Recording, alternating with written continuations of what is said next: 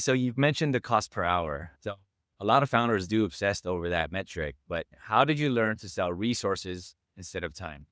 Well, there's a number of factors. One, we wanted to create a model where we could be sustainable, but also compensate our pro assistants, our independent contractors who are actually doing the work at a higher level. So more than 75% of the retainers that we collect go directly to the assistant. And that allows us to get career executive assistants who have 5+ years of experience working with business leaders and C-suite executives. And it allows us to hold on to them for a long time. The other thing is that as executive assistants, we know that there is value in what we do beyond just the time we spend.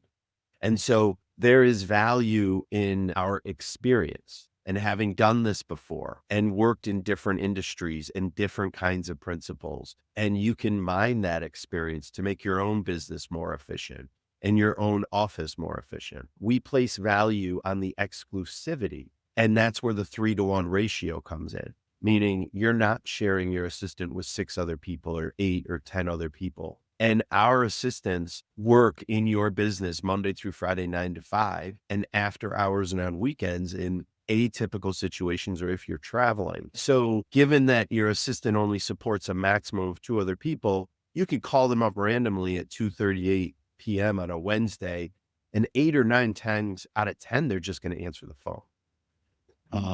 That also promotes fast turnaround time on communication when, ours is an hour or less during business hours, but usually it's a lot unless they are on a status call with another client. And then the last piece, well, there's two last pieces. One is that the legacy knowledge, that context we were talking about earlier, that builds up in your assistant has value over time to make them more efficient, make them a better match for you and do their job actually, at a higher level. And then the last thing is that there is frankly different values of time for an assistant. So an assistant who is sitting on hold for 45 minutes with Delta to get you a plane refund, that 45 minutes is different than an assistant answering a client email at 8:32 p.m. at night and answering their question and solving their issue in about 8 minutes that keeps them happy and keeps them engaged as a customer. That value is worth more than the 45 minutes on hold with Delta.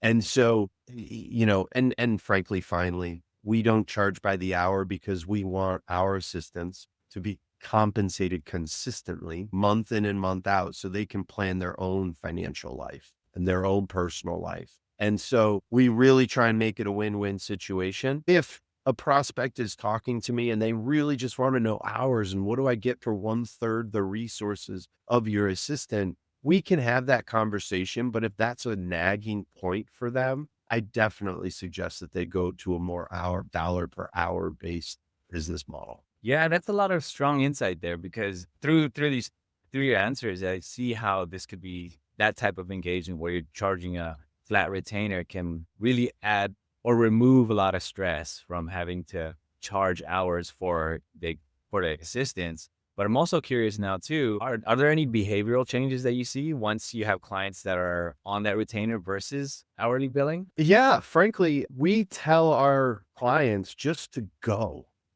Don't worry about the time. Don't worry, just communicate the needs. And the assistant will manage your priority list and when things need to get done by, and the priority level, because those things change, deadlines change, priority of different task projects and responsibilities change. And that can be on a daily and even weekly basis. So it's up to the assistant to do that. But it's all about kind of taking the shackles off the founder or the business leader and just saying, look, leverage your assistant however you want.